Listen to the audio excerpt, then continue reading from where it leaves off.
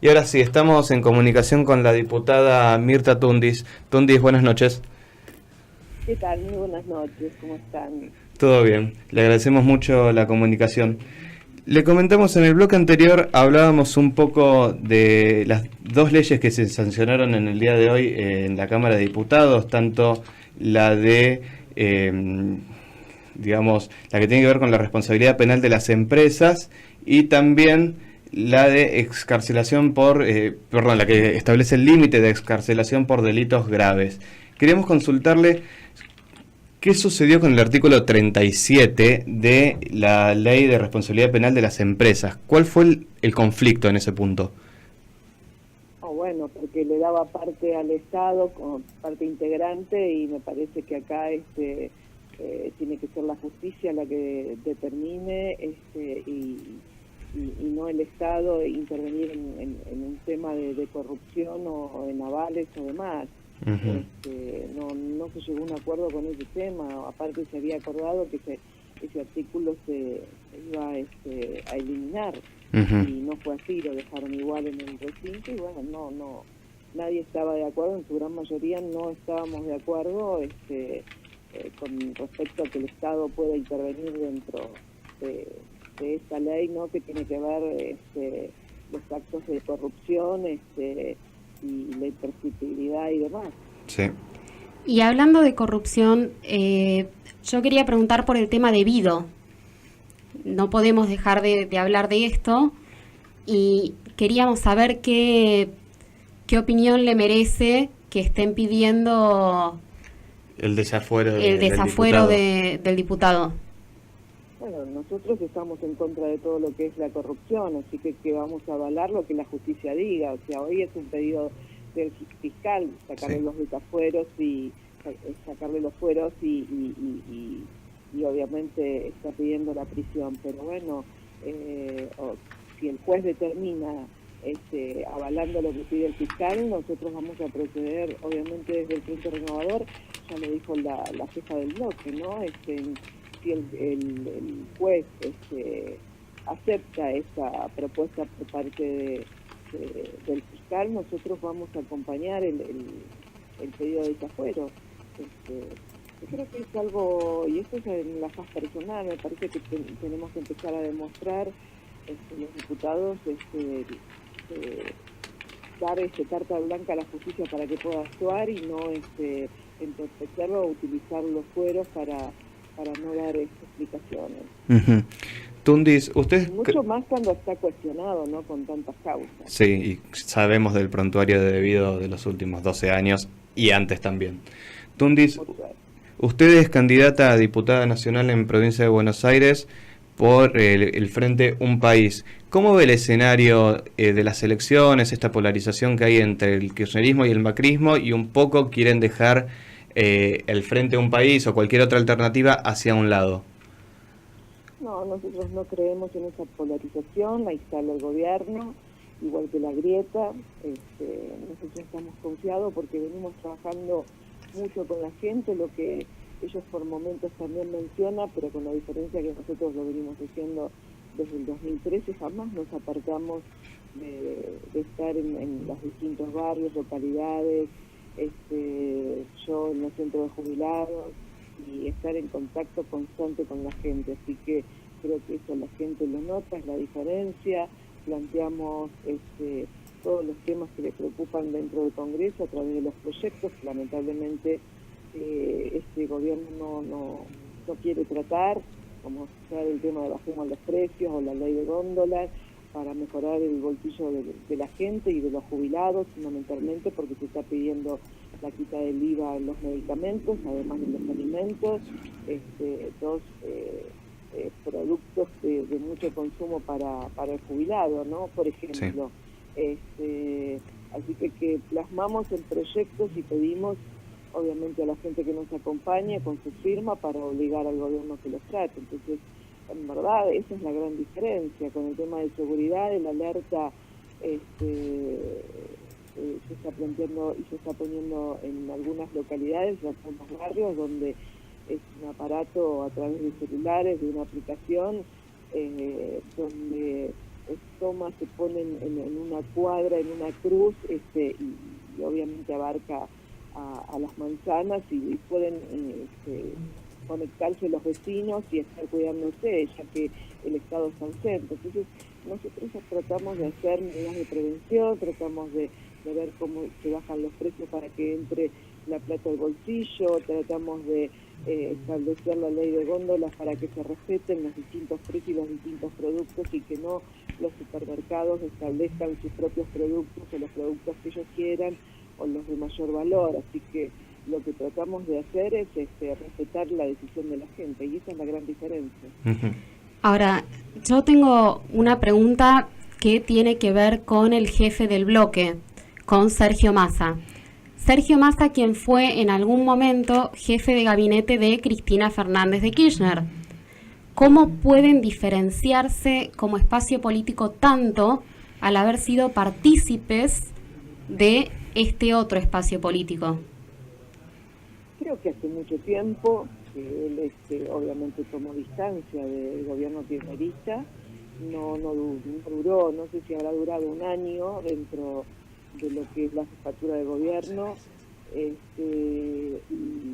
tomó distancia precisamente por no coincidir con las decisiones o las políticas que llevaba adelante el gobierno, y obviamente al ser el jefe de gabinete y no ser escuchado, tomó la decisión de apartarse, se apartó y se fue y se distanció. En realidad, me parece, también lo hizo Lustó, también lo hicieron Pratgay, también muchos fueron. ¿Y por qué siempre establecer que Sergio Massa y el resto, y Lustó, y Pratgay, yo quería, Ocaña, con respecto a eso, quería consultarle qué opinión tiene. Por ejemplo, en mi caso voto en provincia de Buenos Aires y veo que prácticamente todos los partidos políticos, los frentes que tienen posibilidades de ganar, sea Unidad Ciudadana, Cambiemos, Un País, muchos tienen candidatos que fueron ministros o exministros de la gestión anterior. ¿Cómo ves ese tema de que inclusive Cambiemos, bueno, va con Graciela Ocaña, que fue ministra de Salud, que no haya cierta renovación, si se quiere? No, porque en realidad yo en mi faz personal respeto la decisión de cada uno y aquellos que fueron parte y tomaron la decisión de irse del gobierno porque no estaban de acuerdo, como en el caso de Sergio Massa. Después cada uno verá a los políticos si han saltado de partido en partido, de espacio en espacio, y se conforman los ciudadanos. Creo que la gente ya comienza a pensar y ya no es como antes, que vota tanto con el corazón, sino empieza a cansarse de la vieja política y empieza a pedir renovación. Por eso es que, de hecho, fíjense, el único que planteó en su momento, y en la provincia de Buenos Aires, es el Frente Renovador, de no, o sea, que tanto intendentes como no puedan renovar, no tener más de 2 mandatos y no instalarse en forma permanente dentro de lo que es la provincia de Buenos Aires. Esto habla de la renovación en cierta forma. Ojalá que se pueda hacer en todo el país en algún momento, porque la gente se está cansando de los viejos políticos. Bueno, pero eso está en decisión de la gente, qué es lo que acepta más, qué es lo que quiere más. Pero sí sabemos que muchos de los exministros de distintas, de otros espacios políticos ahora están en espacios que son ganadores o que obviamente consideran que son los que le van a dar la oportunidad. Pero bueno, el tema está en las propuestas, el tema está en lo que se hace por la gente, creo que es lo fundamental. Y Mirta, una última pregunta que tiene que ver con la gobernabilidad. En caso de ganar como fuerza política en provincia, ¿estarían dispuestos a negociar con el gobierno nacional? Nosotros nunca cortamos el diálogo. La verdad que nosotros lo que hicimos, el Frente Renovador, durante todo el año pasado, es dar las herramientas para la gobernabilidad. Lo que hicimos a partir de impuesto a las ganancias es estar en desacuerdo con lo que ellos planteaban de lo que habían prometido en campaña y no lo estaban haciendo mientras gobernaban, en el caso del oficialismo, ¿no? Que prometió eliminar impuestos a las ganancias, prometió el 82% móvil, prometió pobreza cero y nada de eso cumplió. Nosotros le dimos las herramientas necesarias para poder gobernar.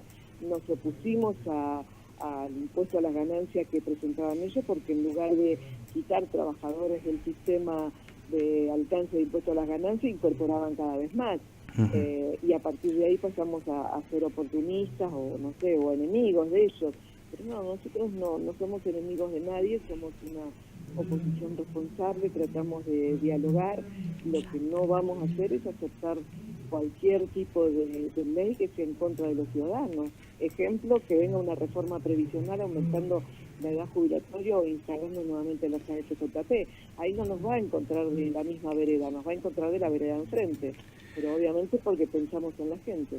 Diputada, usted que siempre se ha ocupado del tema de ancianidad y jubilados, la semana pasada en el diario La Nación trascendía la posibilidad de un resurgimiento de juicios por parte de las AFJP y que eso le llevaría al Estado un costo de millones de pesos. ¿Tiene idea qué está sucediendo con eso?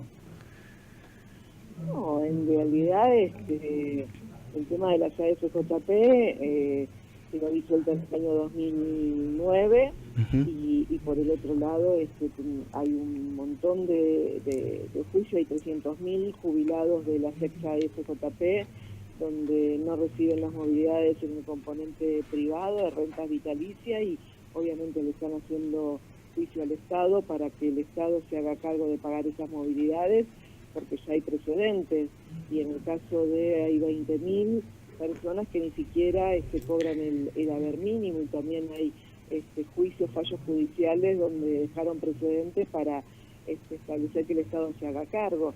Por eso no queremos vuelta a las AFJP, porque no reconocen los derechos de la gente y el Estado en definitiva en el final de los casos tiene que hacerse cargo de esta situación, así que son potenciales juicios, sí, son potenciales juicios. No volver a las AFJP en nuestro país no puede existir otro sistema que no sea el solidario. Acá lo que debe hacer es generar empleo, no desocupación como la que se está generando últimamente.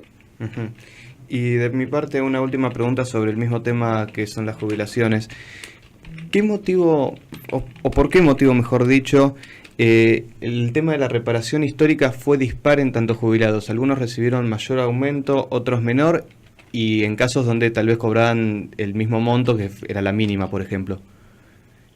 Porque en verdad siempre dije que no era una reparación histórica, era un reajuste administrativo, no había que tomarlo como reparación histórica, ya hubo otros ajustes, recordemos el decreto 648, los bocones serie 1, los bocones serie 2, que fueron reajustes administrativos que alcanzaba un sector de jubilado, y esto fue de la misma manera.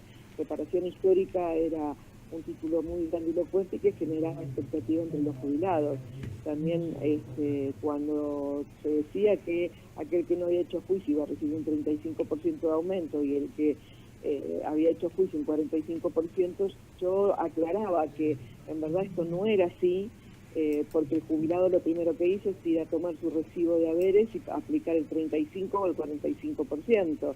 Y esto era un promedio, porque había quienes iban a recibir un 5, un 10, un 15, porque todo dependía de la fecha en que se habían jubilado, con qué ley se habían jubilado y qué sueldos habían tenido.